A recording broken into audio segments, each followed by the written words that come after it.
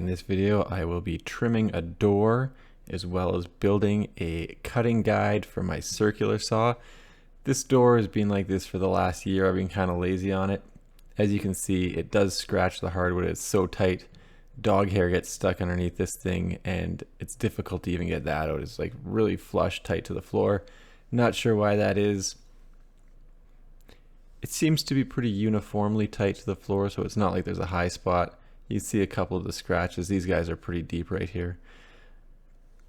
So I'm going to remove the hinges, take that off, and trim it up. So the first thing I'm going to do though is build a circular saw cutting guide. You can see I've got the table saw set to 3 inches, and I'm going to rip a 3-inch strip off of this piece. I've made this extra big because I'm going to be using it to cut doors, and I like the full size thing for cutting the doors up. So like I said, I'm going to rip a 3-inch strip with the table saw. You can go larger, you can go smaller. Obviously this isn't the safest table saw in the world. All the safety things have broken off, but I still want to buy a new one right now. So I'm going to take that 3-inch strip and I'm going to mount it on top of the remainder of the board. And this is long enough that I'll be able to cut a full-size door if I need to trim the sides. That's important for me because I'm going to be changing a lot of the doors in my house, and I find that the houses aren't always built perfectly square. So if you're just putting in a slab door, you sometimes do need to trim it up a little bit. And having the guide the size of the door allows you to cut on a slight angle if need be, or just trim little portions of it off. So I know the distance from the edge of the shoe or base plate to the saw blade is 5 inches for my saw. So I'm just measuring 5.5 inches. And then I'm going to run the saw along it just to cut off that 1/2 inch or whatever it may be. I might not have mentioned it, but this wood is for shelving. It costs $15 at Home Depot. And you can see that I've got the white melamine portion facing out, so my shoe is going to run along that, and it's just smoother than having it running along the wood. If you wanted to use plywood or chipboard or something else for this, that's doable. I just like these countertops for this purpose, 'cause like I said, they're nice and smooth and the saw sort of glides across it without getting bound up on the chipboard pieces. And you can see I'm just running the saw along it to cut off that extra 1/2 inch that I measured out.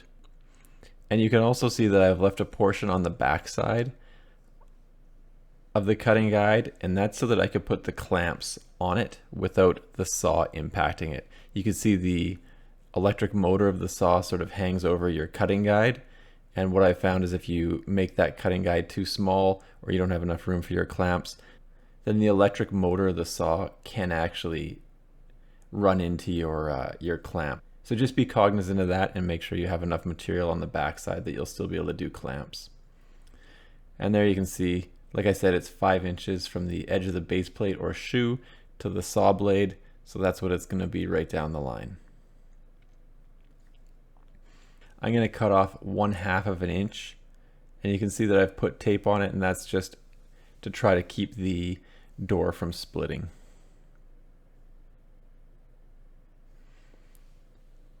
Now I'm going to line up my cutting guide right along that 1/2 inch line, and then I will clamp it in place. I could have very much used a smaller cutting guide for this, but like I said, I'm going to be cutting all sorts of doors for this house, and I very well may need to cut them along the long side. So make sure your saw is set at the correct depth so that it cuts right through the door. And there's no real mystery to this part. You're just going to run that saw right along the edge of your cutting guide so that it cuts off that 1/2 inch perfectly off the door. You don't need to do anything fancy, and you don't need any technical skills with the saw really. And as always, hearing protection and eye protection are recommended. And once the edge is trimmed, you can remove the clamps and take off that tape. So you can see I now have approximately a 1/2 inch gap between the floor and the door, and it doesn't bind up anywhere along the length of the door. I'm not overly concerned about this floor because I'm going to sand it down this winter and refinish it because it doesn't look great anyway. But obviously I don't want the door to continually bind and grind across the floor, so that's why it was important to get this done. Anyway, thanks for checking out my video. Don't forget to like and subscribe.